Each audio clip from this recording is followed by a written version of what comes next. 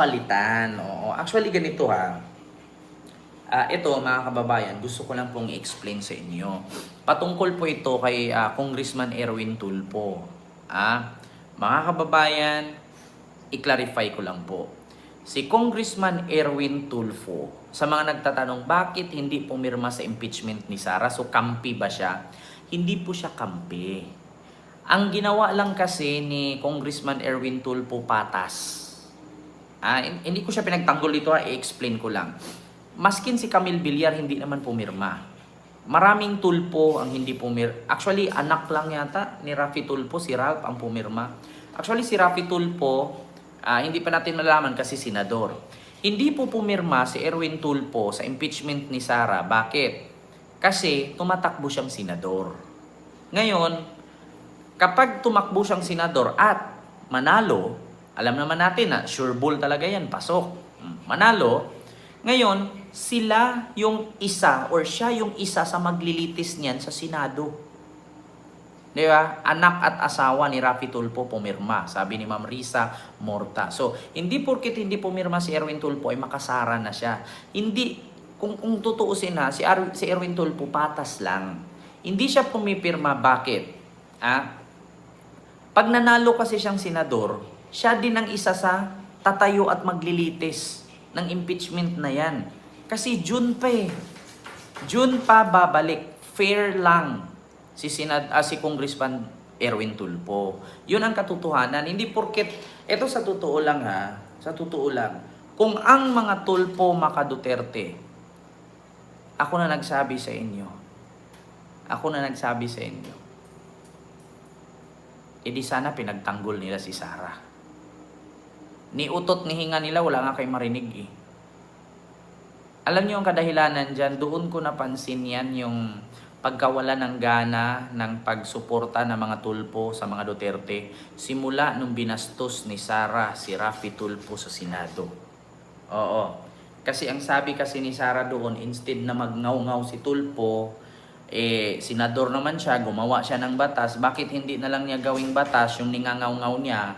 Patungkol kasi ito sa hearing sa DepEd na ang nireklamo ni Senador Raffy Tulfo doon ay patungkol sa yung about sa mga nanghihingi kasi, kadalasan kasi sa probinsya, sa mga hindi nakakaalam, marami pong ganitong scenario na tawag dito, yung mga Teacher and Parents Association, yung mga teacher hinihingian kasi, ang school nanghihingi kasi sa mga parents ng yung pabili ng electric pan, di ba? Pabili ng floor wax, pabili ng TV, aircon, may mga ganun-ganon. So, doon, sabi ni Raffy Tulfo, bakit hindi pa rin inaksyonan ng DepEd yan?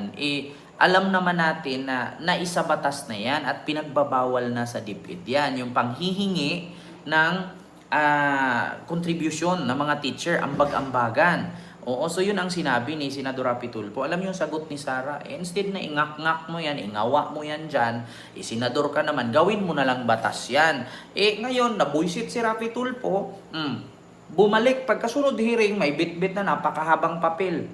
Listahan pala yun ng batas. At yung mga niyaw-yaw ni Tulfo, nandoon yun sa batas na yun. Di ba? Yan nga gusto ko send sa iyo, sir. Sabi ni Ma'am Rowena Talento. Yun yung katotohanan. Kaya sa totoo lang mga kababayan, hindi po porket ang Tulfo ay, si Erwin Tulfo hindi pumirma ay makasara na.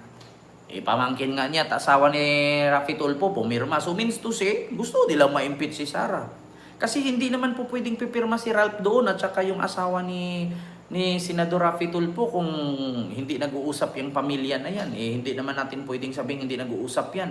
May mga family gatherings yan. Oo. Di ba? Oo.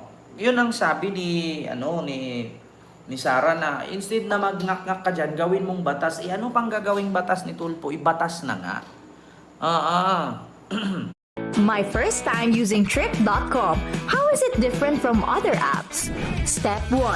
Book the best flight ticket among Kaya, di ba Ma'am Lily Tonini, oh, mega love shout out po. Halos opinion mo sa akong mga kasama ko dati sa Hong Kong, sabi ko panuurin ka. Sabi ni Ma'am Elena Castillon. Actually sa totoo lang nga, hindi naman tayo dito nagagawa-gawa ng kwento, nag-imbento ng vlog para siraan si ganito, siraan si ganyan. Lahat ng lumabas sa bunganga natin, meron tayong sources. Either nakuha natin yan sa balita, no, kasi ang mga nagbabalita sa Pilipinas marami, merong Inquirer.net, Philippine Star, merong tinatawag ditong Manila Times, merong Tribune, merong Bilyonaryo, merong Rappler, merong SMNI na ewan ko kung totoo o hindi, pabor sa kanila yung binabalita nila. O merong ABS-CBN, may GMA, may TV5, may ANC, may CNN, lahat kasi marami. So, lahat ng nilalabas natin dito, opinion natin, may mga sources, may mga bases. Diba? So, hindi tayo pwedeng magbabalita dito kasi kayo mismo, na mga loyalista, kayo ang bubuta sa akin kung nag-iimbento ako ng kwento. Diba? Kasi napapanood nyo rin yung sinasabi ko eh. Ngunit, yung mga napapanood ninyo is only summarize. No, mga summary lang yan, sinasummary lang. So ngayon dito, ang napanood din yung summarize, ikikwento natin. Kaya nga dito, this is what we call live.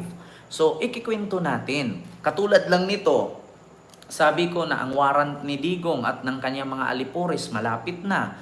Oh, so hindi ba totoo yan?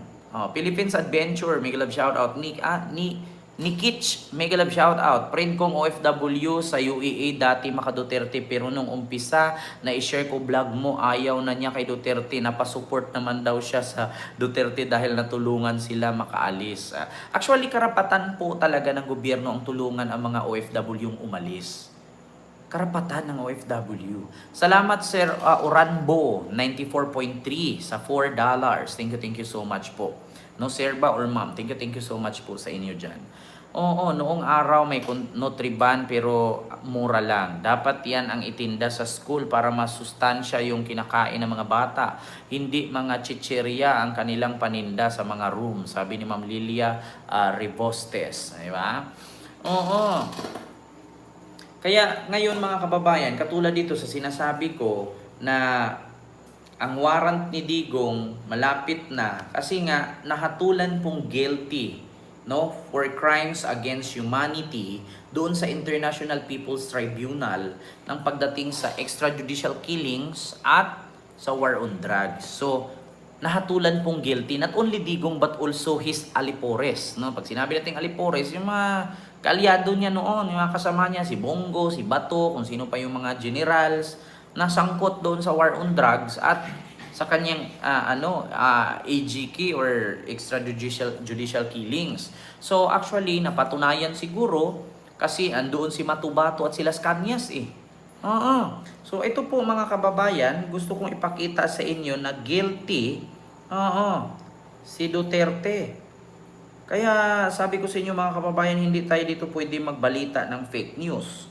Di ba? Kaya wait lang ha, kasi iba tong na-search natin dito eh. So, ipakita.